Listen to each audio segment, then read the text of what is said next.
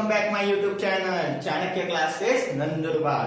तर आज आपण वन शॉट लेक्चर करणार आहोत आणि या आजच्या वन शॉट लेक्चर मध्ये आपण सायन्स 1 च्या ग्रॅव्हिटेशन हा चॅप्टर कंप्लीट करणार आहोत। तर चला मग सुरुवात करूया। ग्रॅव्हिटेशन या चॅप्टर मध्ये जर आपण बघितलं तर सर्वात पहिली कन्सेप्ट म्हणजे फोर्स। फोर्स म्हणजे काय? तर फोर्स म्हणजे द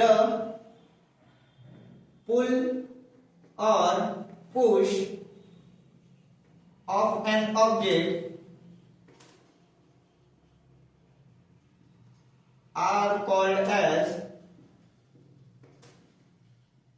force. फोर्स म्हणजे काय?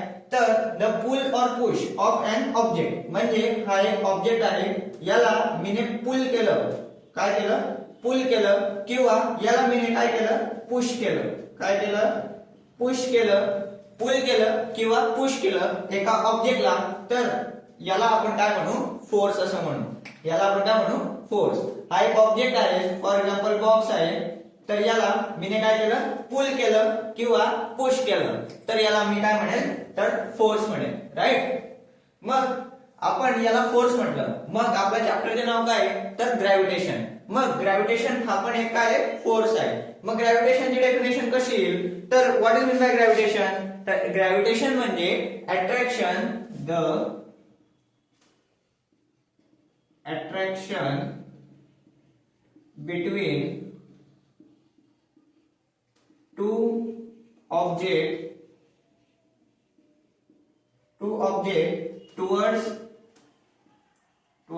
towards each other. For example gravitational force म्हणजे काय? फॉर एक्झाम्पल दोन ऑब्जेक्ट आहे, राईट? हा पहिला बॉक्स आहे, हा दुसरा बॉक्स आहे, फॉर एक्झाम्पल दोन ऑब्जेक्ट आहे, राईट? तर प्रत्येक ऑब्जेक्ट एकमेकाला अट्रॅक्ट करतो आणि स्वतःकडे खेचण्याचा एक फोर्स लावत असतो। प्रत्येक ऑब्जेक्ट एकमेकांना काय करतो? अट्रॅक्ट करतो आणि स्वतःकडे टुवर्ड्स इच अदर एक फोर्स लावत असतो, आणि त्या फोर्सला आपण काय म्हणतो? ग्रॅव्हिटेशनल फोर्स म्हणतो। फॉर एक्झाम्पल या ऑब्जेक्टचा मास आहे कॅपिटल एम, या ऑब्जेक्टचा मास आहे स्मॉल एम, तर ग्रॅव्हिटेशनल फोर्स हा असतो capital M small M upon याच्यामधलं जे डिस्टन्स आहे, त्याला आपण डी ने डिनोट करू, म्हणजे डी। याला आपण म्हणतो ग्रॅव्हिटेशनल फोर्स। ग्रॅव्हिटेशनल फोर्स समजलं? काय ग्रॅव्हिटेशनल फोर्स? दोन ऑब्जेक्टला the attraction between two object, दोन ऑब्जेक्ट मधलं जे काही अट्रॅक्शन आहे ते अट्रॅक्शन एकमेकांना काय करतो? जवळ खेचण्याचं तो काम करतो, आणि त्याला आपण काय म्हणतो? त्याच फोर्सला आपण काय म्हणतो? ग्रॅव्हिटेशनल फोर्स म्हणतो। अजून एक गोष्ट आपण म्हणू शकतो की ज्या ऑब्जेक्टवर ग्रॅव्हिटी म्हणजे अर्थ फोर्स लावते, आणि त्याला आपण काय म्हणू शकतो? ग्रॅव्हिटेशनल फोर्स पण आपण म्हणू शकतो। म्हणजे फोर्स आपल्याला समजलंय काय? तर पुल और पुश ऑफ एन ऑब्जेक्ट, आणि ग्रॅव्हिटेशनल फोर्स काय? अट्रॅक्शन बिटवीन टू ऑब्जेक्ट, दोन ऑब्जेक्ट मधलं एकमेकांच्या खेचण्याची जी काही कॅपॅसिटी आहे त्यांची, तो जो फोर्स आहे, तर त्याला आपण काय म्हणतो? ग्रॅव्हिटेशनल फोर्स असं म्हणतो। त्यापुढे आपल्याला पुढची कन्सेप्ट म्हणजे मोशन शिकायचे। आता मोशन म्हणजे काय, आणि त्याच्यानंतर आपल्याला सर्क्युलर मोशन समजायचे, आणि जर सर्क्युलर मोशन आलं तर आपल्याला पुढचा जो टॉपिक आहे आपला तो म्हणजे सेंट्रिपिटल फोर्स हा आपल्याला समजणार आहे। त्यासाठी आपण सर्वात आधी मोशन म्हणजे काय हे आपण समजून घेऊ। तर मोशन म्हणजे काय? मोशन म्हणजे the displacement of an object, the displacement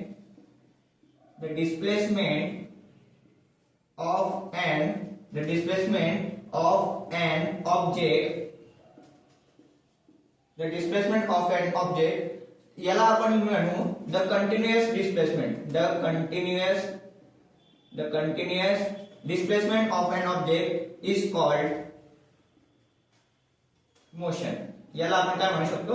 motion म्हणू शकतो, the continuous displacement of an object. For example हा एक ऑब्जेक्ट आहे, तो टाइमच्या रिस्पेक्ट मध्ये परत त्याची जागा चेंज करतो आहे। फॉर एक्झाम्पल हा ऑब्जेक्ट होता, तो इथे होता, त्यानंतर तो 3 सेकंड मध्ये इथे गेला, त्यानंतर 3 सेकंड मध्ये तो अजून पुढे गेलेला आहे, त्यानंतर 2 सेकंड मध्ये तो अजून पुढे गेलेला आहे। ज्याप्रमाणे टाइम जसा जातो आहे त्यानुसार त्याचे डिस्प्लेसमेंट होत आहे, म्हणजे टाइमच्या रिस्पेक्ट मध्ये तो त्याची जागा चेंज करतो आहे, याला आपण काय म्हणू शकतो, मोशन असं म्हणतो. समजलं? मग मोशन म्हणजे काय आहे, तर continuous displacement of an object with respect to time is called as motion. टाइमच्या रिस्पेक्ट मध्ये जो ऑब्जेक्ट आहे तो त्याची जागा चेंज करतो आहे आणि तो जागा जर चेंज करत असेल तर याला आपण काय म्हणू शकतो, मोशन असं म्हणू शकतो. बरोबर? आता मोशन तर आपलं समजलेलं आहे, continuously displacement of an object. आता सर्क्युलर मोशन. सर्क्युलर मोशन म्हणजे काय, तर सर्क्युलर मोशन म्हणजे the circumference, the motion of an object, the motion of an object along the circumference of the circle is called circular motion. Is called circular motion. मग circular motion म्हणजे काय, तर एक object आहे जो motion तर करतो आहे. मोशन म्हणजे काय, continuously displacement of an object. त्याची जागा तो चेंज तर करतो आहे, बट तो काय करतो आहे, सर्क्युलर पाथ मध्ये तो फिरतोय. फॉर एक्झाम्पल फॅन, जसा सर्क्युलर पाथ मध्ये तो काय करतोय, फिरतोय. त्याचप्रमाणे सर्क्युलर मोशन म्हणजे काय, तर the motion of an object along a circumference of the circle. तो मोशन तर करतोय पण त्याची जी सर्कम्फरन्स आहे त्याच्यामध्ये तो काय करतोय, फिरतोय. फॉर एक्झाम्पल हा एक सर्कल आपण काढून घेऊ. हा एक ऑब्जेक्ट आहे. फॉर एक्झाम्पल हा काय करतोय, त्याची मोशन तर करतोय पण ती जी मोशन आहे, हा जे सर्कल आहे त्याच्या सर्कम्फरन्स वर तो करतोय. या सर्कम्फरन्स वर तो काय करतोय, त्याची मोशन करतोय. कंटिन्युअसली काय करतोय, मोशन करतोय. कंटिन्युअसली त्याची जागा जी आहे डिस्प्लेसमेंट करतोय किंवा मोशन करतोय, आपण त्याला म्हणू शकतो. तर याला आपण काय म्हणतो, circular motion. Right? Circular motion समजलंय. मग the motion of an object along the circumference of the circle. सर्कम्फरन्सच्या पाथ मध्ये जेव्हा ऑब्जेक्ट मोशन करतो त्याला आपण सर्क्युलर मोशन असं म्हणतो. राईट? त्यानंतरचा जो टॉपिक आहे आपला, आता आपला पुढचा जो टॉपिक आहे तो म्हणजे आहे सेंट्रिपिटल फोर्स. आता सेंट्रिपिटल फोर्स म्हणजे काय, आता आपण जेव्हा सर्क्युलर मोशन बघितलं तर काय करत होता, ऑब्जेक्ट सर्क्युलर पाथ मध्ये फिरत होता. बरोबर? सर्क्युलर पाथ मध्ये काय करत होतो, त्याचे मोशन करत होता. मग ते मोशन जेव्हा करतो आहे तेव्हा तो काय परफॉर्म करतोय, सेंट्रिपिटल फोर्स तिकडे दाखवतोय.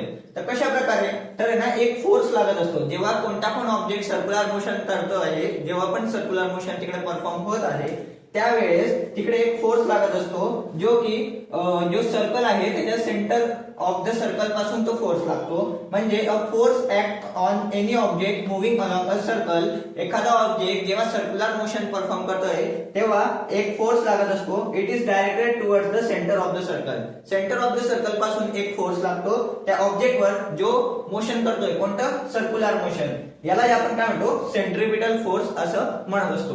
आता ही एक कन्सेप्ट आहे ज्याने जी पूर्णतः बेस्ड आहे सर्क्युलर मोशनवर. बरोबर?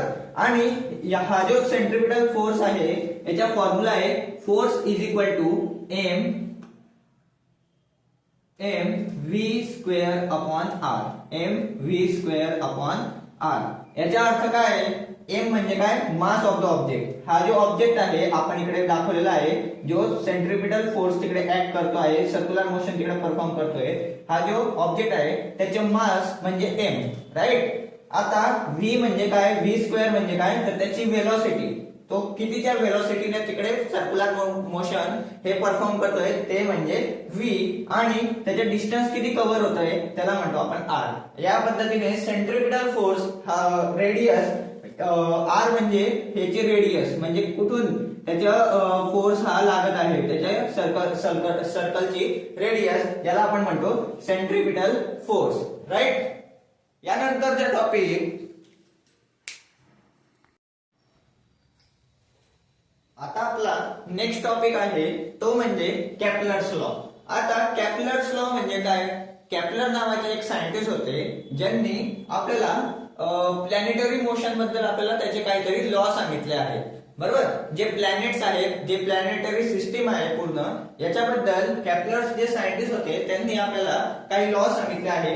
आणि त्यांनी सांगितलं आहे सर्वात पहिलं सांगितलं तर जी प्लॅनेटरी सिस्टीम आहे आपली ती इलेप्टिकल शेपची आहे. कोणत्या शेपची आहे? इलेप्टिकल शेपची, म्हणजे या प्रकारच्या शेपची ती प्लॅनेटरी सिस्टीम आपली आहे. अशा प्रकारचं त्यांनी सर्वात पहिले सांगितलं होतं. आणि त्यांनी जे मोशन आहे प्लॅनेट्सचं, सर्व प्लॅनेट्सचं जे काही मोशन आहे याच्यावर बघून त्यांचे अभ्यास करून त्यानंतर त्यांनी काही लॉज सांगितले होते आणि त्याच्यामधला आपला आता पहिला लॉ बघणार आहोत. बरोबर. मग कॅप्लरचा फर्स्ट लॉ आपण जेव्हा बघतोय तेव्हा आपण समजून घेऊ की the orbit of a planet is an ellipse with the sun at one of the foci. म्हणजे आपल्याला कॅप्लर्स काय सांगतोय, जे ऑर्बिट आहे प्लॅनेट्सचं ते कोणत्या शेपचे आहे, तर ते कोणत्या शेपचे आहे? इलेप्टिकल शेपचे आहे. कोणत्या शेपचे आहे? इलेप्टिकल शेपचे आहे. बरोबर. आणि ते इलेप्टिकल शेपचे असताना सर्व प्लॅनेट्स त्या इलेप्टिकल शेप मध्ये फिरत आहे. बरोबर. अशा प्रकारचे त्यांनी सांगितलं आहे.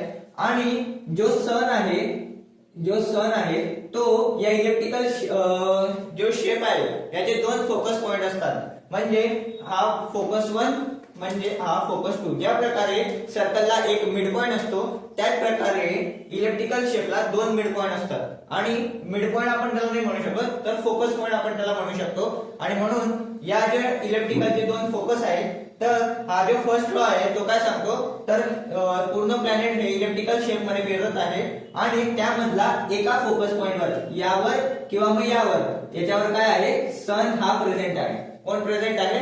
सन हा प्रेझेंट आहे. अशा प्रकारचे जे पहिलं लॉ आहे तो केप्लर्सने तिकडे मांडला होता.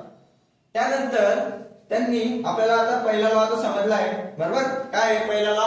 The orbit of a planet is an ellipse with the sun at one of the focus point. म्हणजे पूर्ण ऑर्बिट हे आहे प्लॅनेटरी मोशन जे करत आहे त्याच्यामध्ये हे इलेप्टिकल शेप मध्ये सन कुठे आहे, तर त्याच्या एका फोकस पॉइंट वर प्रेझेंट आहे.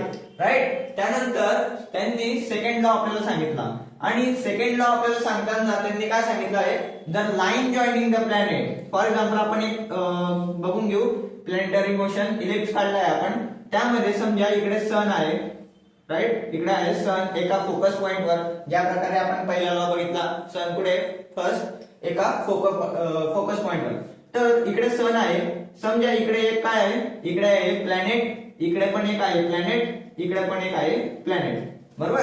तर आपल्याला सेकंड लॉ असं सांगतोय की जो the line joining the planet and sun sweep equal area in equal interval of time. आता एवढा एरिया कव्हर करायला हा जो प्लॅनेट आहे याने हा प्लॅनेट इकडून ते इथपर्यंत त्याने एरिया कव्हर केला. एवढा कव्हर केला त्याने किती वेळामध्ये केला? 1 फॉर एक्झाम्पल आपण घेतलाय 1 आवर. आपण एक्झाम्पल घेत आहोत तर तिकडे समजून घ्या. एवढा एरिया कव्हर करायला या प्लॅनेटला लागला 1 आवर. आता हाच प्लॅनेट जेव्हा इकडे जात आहे तर तो त्याचा एरिया कव्हर करतोय एवढा. बरोबर. एवढा एरिया तो कव्हर करतोय. एवढा एरिया सुद्धा तो किती मिनिटात कव्हर करतोय, तर 1 आवर मध्येच तो कव्हर करतोय. त्याचप्रमाणे जेव्हा तो इकडे येतोय तोच प्लॅनेट, तर तो एवढा एरिया कव्हर करतोय. म्हणजे इकडे पण आपल्याला तो टाइम लागतोय 1 आवर. म्हणजे आपल्याला एरिया इकडे मोठा, इकडे लहान अशा प्रकारे दिसत आहे, पण तो एरिया सेम आहे कारण टाइम पण सेम आहे. कारण काय? टाइम पण सेम आहे. टाइम सेम असल्यामुळे एरिया पण काय असेल? इक्वल असेल. या प्रकारचं स्टेटमेंट केप्लरच्या सेकंड लॉ मध्ये आपल्याला दिसतं. तर केप्लरचा सेकंड लॉ काय म्हणतो? The line joining the planet and sun sweep equal area in equal interval of time. Right. आता आपण नेक्स्ट म्हणजे केप्लरच्या थर्ड लॉ कडे जाऊ. केप्लरचा थर्ड लॉ काय म्हणतोय? The square of its period of revolution. म्हणजे तो जो फिरत आहे त्याच्या स्क्वेअर जर केला आपण टाइम पिरियडच्या जर रिव्होल्यूशनच्या आपण जर स्क्वेअर केला around the sun and is directly proportional. तो डायरेक्टली प्रोपोर्शनल असतो कशाला? Cube of the mean distance of the planet. Planet पासूनच्या सन पर्यंतचे जे डिस्टन्स आहे ते डिस्टन्सच्या स्क्वेअर जर केलं तर ते डायरेक्टली प्रोपोर्शनल आपल्याला असतं. म्हणजे एक प्लॅनेट आहे तो रिव्होल्यूशन ऑफ टाइम त्याच्या जेवढा आहे त्याच्या स्क्वेअर, त्याच्या जे रेडियस आपण घेऊ किंवा डिस्टन्स घेऊ सन पासूनचं त्याच्या क्यूब हे डायरेक्टली प्रोपोर्शनल असतं. आणि जर आपण याला केलं डायरेक्टली प्रोपोर्शनलची साइन काढली तर आपल्याला इकडे एक कॉन्स्टंट येतो के आणि आर क्यूब. आणि के ची व्हॅल्यू काय असेल? मग T square upon R cube या प्रकारच्या एक कॅपलरच्या थर्ड लॉ मधून आपल्याला एक फॉर्म्युला हा मिळत असतो ज्याच्यावर आपण खूप सारे न्यूमेरिकल्स पण करत असतो, राईट. तर आता आपल्याला पुढचा टॉपिक आहे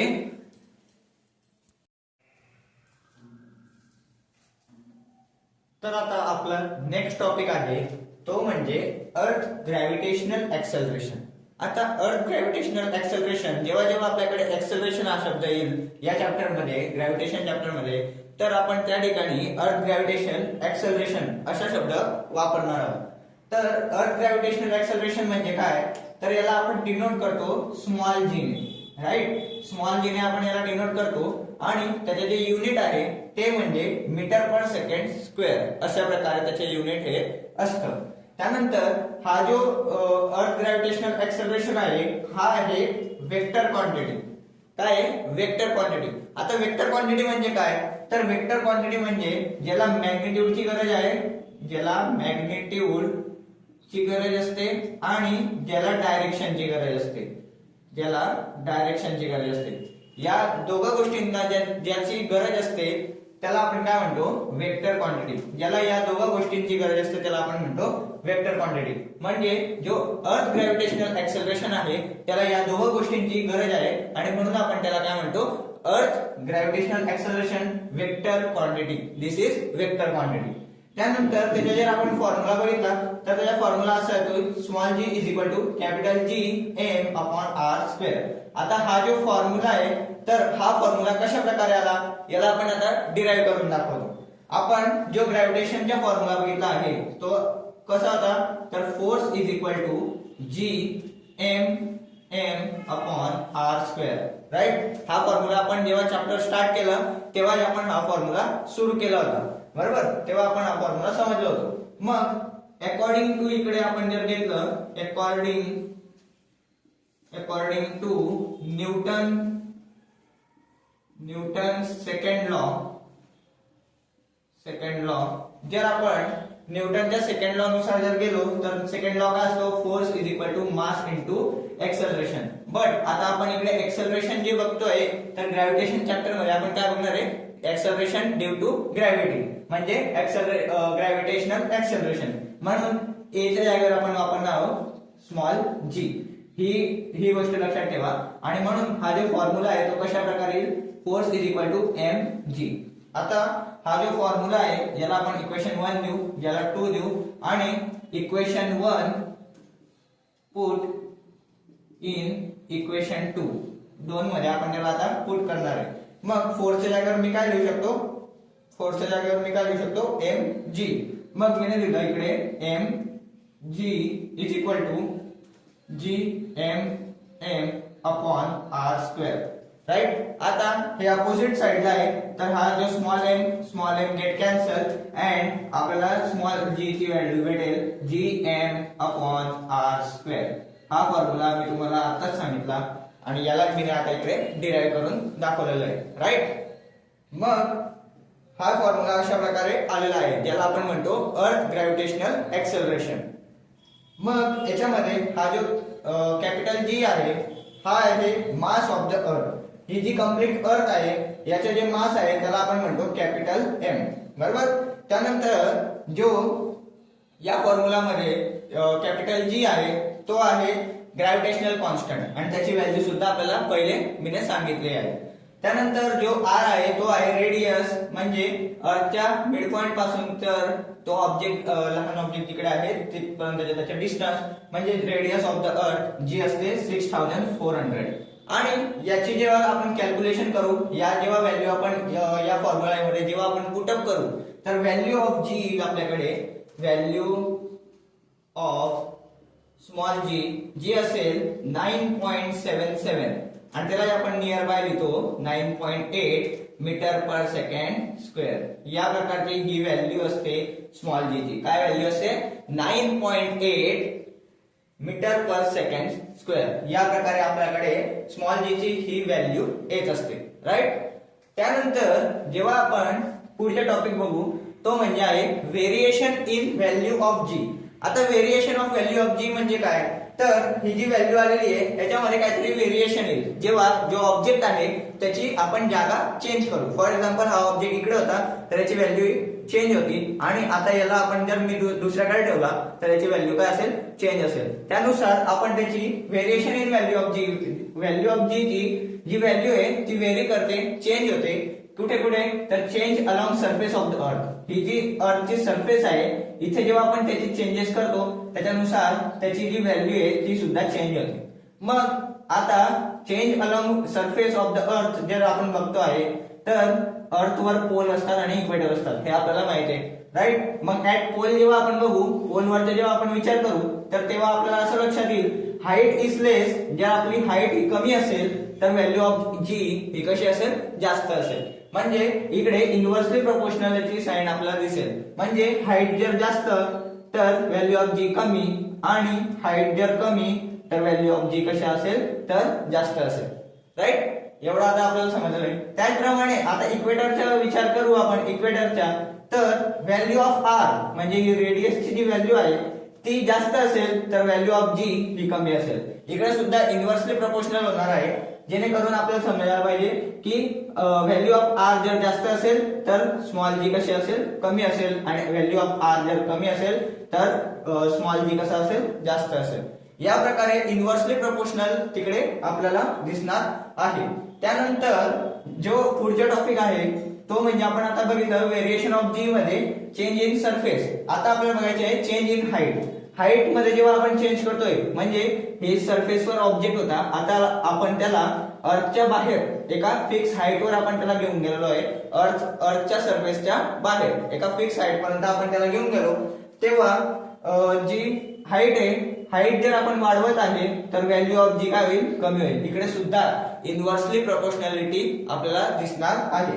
त्याचप्रमाणे हाईट जेवढी कमी असेल, ही जी हाईट आहे जेवढी कमी असेल तेवढे जास्त व्हॅल्यू ऑफ जी आपल्याकडे येणार आहे. याच्यावरून आपल्याला असं समजतं हाईट वाढली व्हॅल्यू ऑफ जी कमी होतो आणि व्हॅल्यू ऑफ जी वाढला तर हाईट कमी असेल. या प्रकारे आपल्याला इन्व्हर्सली प्रोपोर्शनॅलिटी आपल्याला तिकडे दिसणार आहे. त्याचप्रमाणे त्याच्या पुढचा टॉपिक आहे चेंज विथ डेप्थ. आता आपण अर्थच्या सरफेस पासून त्याला एका फिक्स हाईट वर घेऊन जात होतो, राईट. ही अर्थची सरफेस आहे, ऑब्जेक्टला आपण त्याच्या एक फिक्स हाईट वर घेऊन जात होतो. आता आपण काय करणार आहे तर ही जर सरफेस आहे अर्थची तर याच्या मी डेप्थ मध्ये आणणार आहे म्हणजे त्याच्या खाली आणणार आहे. तर जेव्हा आपण सरफेस ऑफ द अर्थ याच्या मध्ये आणतो ऑब्जेक्टला म्हणजे या प्रकारे तर value of g at centre अर्थच्या एक सेंटर पॉइंट वर value of g small G is 0. ही एक 0 असते. आणि जशी जशी डेप्थ मध्ये येते ऑब्जेक्ट जेव्हा जेव्हा पृथ्वीच्या मध्ये येईल सरफेस पासून जेव्हा जेव्हा तो मध्ये येईल तर त्याची आर ची व्हॅल्यू जी आहे रेडियसची व्हॅल्यू जी ती काय होईल, डिक्रीज होईल. आणि at centre point at centre of the earth value of small G is always 0. या पद्धतीचा आपला टॉपिक संपलेला आहे. आता आपण पुढच्या टॉपिक कडे जाऊ जो म्हणजे आहे मास आणि वेट.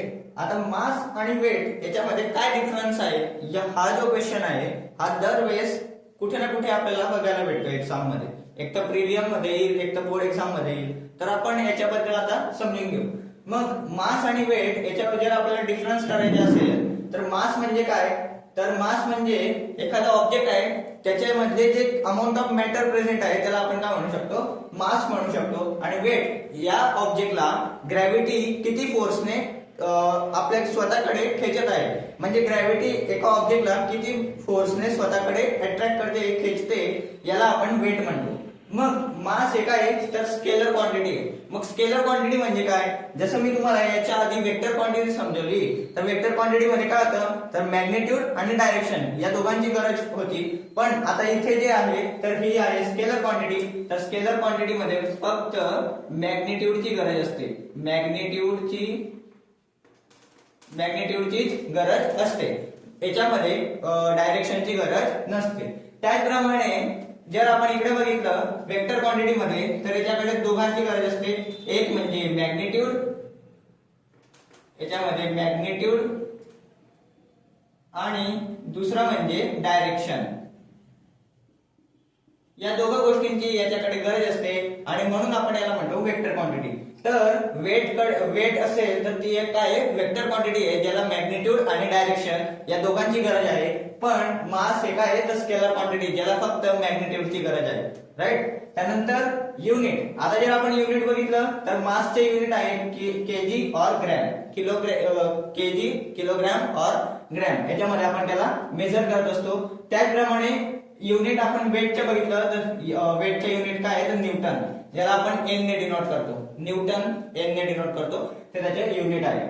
तर मास काय आहे तर mass can be never be zero, mass कधीच झिरो असत नाही. अमाऊंट ऑफ मॅटर थोडं काही ना काही प्रेझेंट असतं, ते कधीच झिरो असत नाही. But weight can be zero, वजन हे कधी झिरो असू शकतं. कारण काय तर ग्रॅव्हिटीवर ते डिपेंड करतं, ग्रॅव्हिटी किती फोर्स लावतो आहे त्याच्यावर ते डिपेंड करतं. त्यामुळे वेट कधीतरी झिरो असू शकतं बेस्ड ऑन ग्रॅव्हिटी, ग्रॅव्हिटीच्या बेसवर ते मेजर केलं जातं.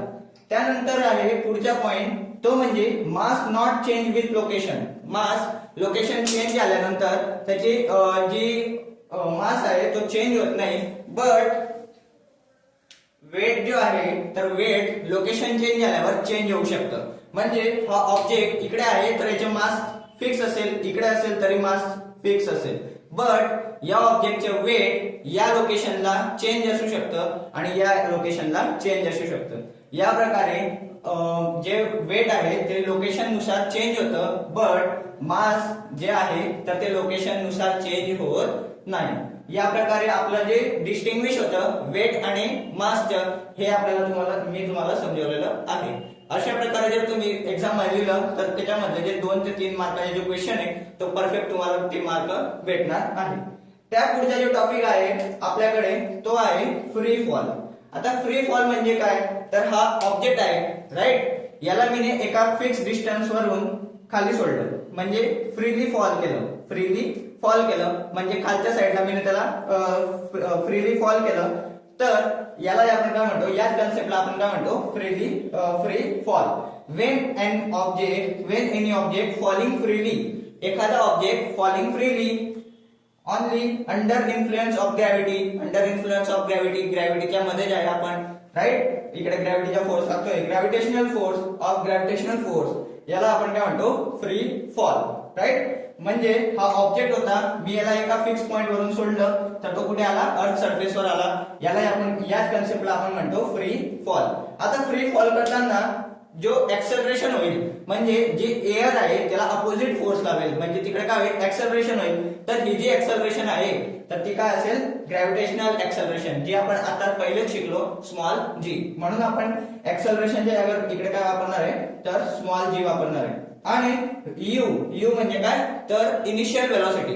आता मी जेव्हा याला फ्रीली फॉल करतो आहे तर त्याला मी पहिले सोडलं नाहीये, या ऑब्जेक्टला मी खाली सोडलं, फ्रीली फॉल केलं नाही, तेव्हा त्याची जी वेलोसिटी आहे ती कशी असेल तर आता या पॉइंटवर त्याची वेलोसिटी कशी आहे तर काय 0 आहे. म्हणजे मी जेव्हा सोडतोय त्याच्यानंतर त्याची वेलोसिटी इन्क्रीज होते, त्याच्या आधी त्याची वेलोसिटी काय होती तर 0 होती. म्हणून आपण इनिशियल वेलोसिटी काय लिहिणार आहोत तर 0 लिहिणार आहोत. मग जर आपण कायनेमॅटिकल इक्वेशन मध्ये जर या व्हॅल्यू आपण पुट अप केल्या तर या फॉर्म्युलामध्ये जी व्हॅल्यू आहे फ्री फॉलची तर ते फॉर्म्युले चेंज होते.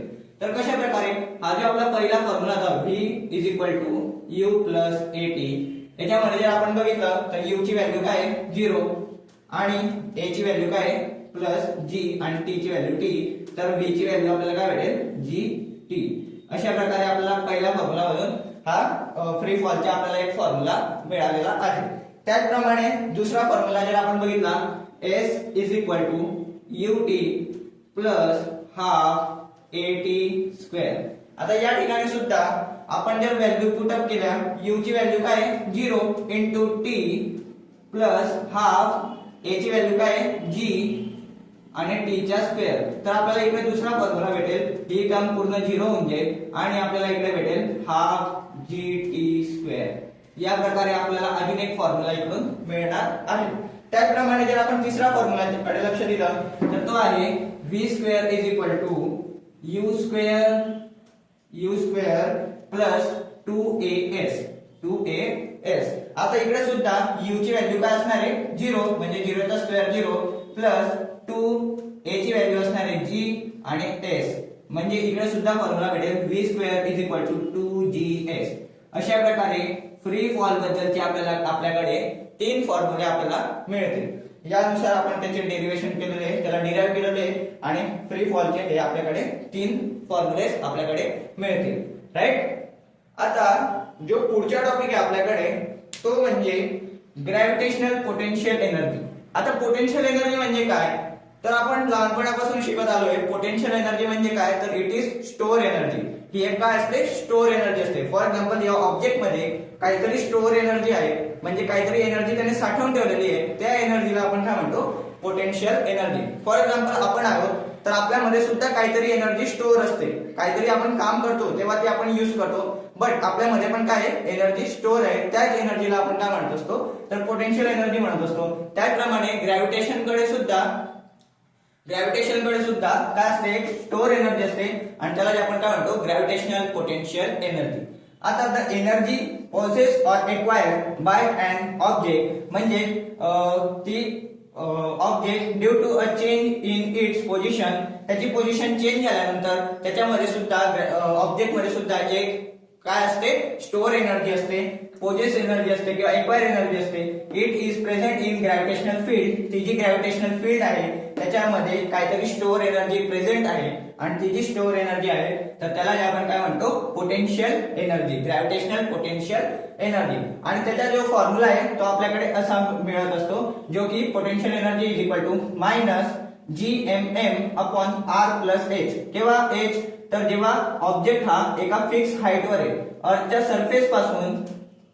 सरफेस पासून काय असेल, तो एका फिक्स हाईट वर असेल, तेव्हा R प्लस H म्हणजे मिड पॉइंट पासूनचे त्याचे डिस्टन्स खाली आपल्याकडे येत असतं. पण जेव्हा तो सरफेसवर असेल, हा जो ऑब्जेक्ट आहे जेव्हा तो इकडे सरफेसवर असेल तेव्हा आपल्याकडे हा एज जो आहे तो कट होऊन जाईल आणि हा फॉर्म्युला येईल मायनस GMM अपॉन R. या पद्धतीने आपल्याकडे तो फॉर्म्युला येणार आहे. हा जो टॉपिक होता तो एकदम सिंपल टॉपिक आहे, फॉर्म्युला लक्षात ठेवण्याने डेफिनेशन जरी लक्षात राहिली आणि डायग्राम जरी आपण काढून आलो हा क्वेश्चन विचारल्यावर तर आपल्याला पूर्ण वाक्य हे भेटणार आहे. त्यानंतरचा आपला जो चॅप्टर आहे त्याच्यामधला सर्वात शेवटचा टॉपिक तो म्हणजे एक्सेप्ट वेलोसिटी. आता एक्सेप्ट वेलोसिटी म्हणजे काय, एक ऑब्जेक्ट आहे. फॉर एक्झाम्पल आपण जेव्हा इस्रो वगैरे जे आहेत, जे संस्था आहे ते रॉकेट वगैरे जेव्हा सोडतात तर त्यांच्या एक कंडिशन असते की जो अर्थ ग्रॅव्हिटेशनल फोर्स लावतो आहे तर त्याला त्या इन्फ्लुएन्स पासून बाहेर काढणं, त्याच्यासाठी जी वेलोसिटी लागते त्या वेलोसिटीला आपण काय म्हणतो, एक्सेप्ट वेलोसिटी. मग एक्सेप्ट वेलोसिटी म्हणजे काय, तर ग्रॅव्हिटेशनल फोर्सचा जे इन्फ्लुएन्स आहे, म्हणजे जेवढा ग्रॅव्हिटेशन फोर्स खाली त्याला अट्रॅक्ट करतोय त्याच्याहून जास्त वेलोसिटी वापरणं आणि अर्थच्या बाहेर एखाद्या ऑब्जेक्टला काढणं, याला आपण काय म्हणतो, त्याच वेलोसिटीला आपण काय म्हणतो, तर एक्सेप्ट वेलोसिटी असं म्हणतो. मग एक्सेप्ट वेलोसिटी साठी सांगा, हे बघा, तर हे एक रॉकेट आहे, तर या रॉकेटला अर्थच्या या इन्फ्लुएन्स पासून बाहेर जायचे आहे म्हणजे स्पेस मध्ये जायचे आहे, तर किती वेलोसिटी लागेल, याला आपण एक्सेप्ट वेलोसिटी आपण म्हणत असतो. मग त्याची जी डेफिनेशन आहे ती म्हणजे मिनिमम अमाउंट ऑफ वेलोसिटी. किती मिनिमम वेलोसिटी लागेल, कशासाठी, तर applied to an object to एक्सेप्ट फ्रॉम द अर्थ पासून एक्सेप्ट करण्यासाठी, अर्थच्या बाहेर काढण्यासाठी त्या ऑब्जेक्टला मिनिमम किती वेलोसिटी लागेल, याच वेलोसिटीला आपण एक्सेप्ट वेलोसिटी असं म्हणतो. त्याच वेलोसिटीला आपण काय म्हणतो, एक्सेप्ट वेलोसिटी असं म्हणतो. आणि एक्सेप्ट वेलोसिटीचा फॉर्म्युला आपल्याकडे असतो v एक्सेप्ट is equal to under root 2gr. काय असतो, v एक्सेप्ट is equal to under root 2gr. आणि याचे जेव्हा आपण व्हॅल्यू पुटअप करू, या फॉर्म्युला मध्ये जेव्हा आपण व्हॅल्यू पुटअप करू, 2 इंटू जी ची व्हॅल्यू असते 9.8 इंटू रेडियस ऑफ अर्थ ची व्हॅल्यू काय आहे 6400, तर आपल्याकडे व्हॅल्यू मिळेल 11.2 किलोमीटर पर सेकंड. एवढ्या वेलोसिटीने जर आपण काय करू, एखादा ऑब्जेक्टला लावू, तर तो जो ऑब्जेक्ट आहे तो काय होईल, except from the earth, except from the earth अशा प्रकारे तो जाणार आहे. आपला वन शॉर्ट लेक्चर जे ग्रॅव्हिटेशनचे होतं ते या ठिकाणी आपलं संपलेलं आहे, एंड झालेलं आहे. आणि तुम्हाला जर ही व्हिडिओ आवडली असेल तर लाईक करा, सबस्क्राईब करा आणि आमच्या चॅनलला सपोर्ट करा.